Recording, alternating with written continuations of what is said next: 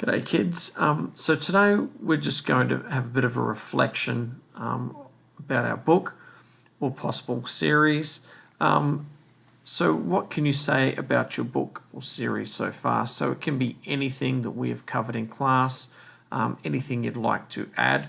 What I would say is if you are writing, make it neat and legible. And if you are typing, it's obviously, pretty easy to do that, so you can save it to Notability. But really, what are you're telling me it's a reflection. So how do you feel about the book so far? Do you like it? Do you not? You might talk about some of the characters, some of the plot lines, the settings. Essentially, it's just a chance for you to write. I'd like a paragraph, if possible, not just one sentence.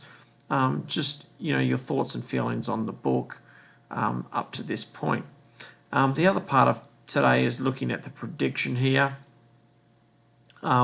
So on the left, we've got prediction box there. So it's kind of strategies you use to predict.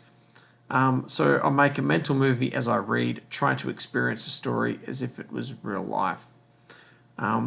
Perfect for fantasy because we've got the author gives us all these descriptions, and in our mind we're trying to put together what would this planet look like or this world would look like.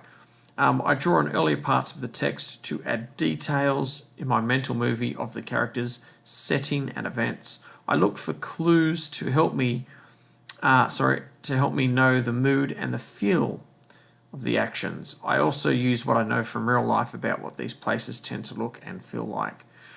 I also base my predictions on what I know about this genre of fictional text.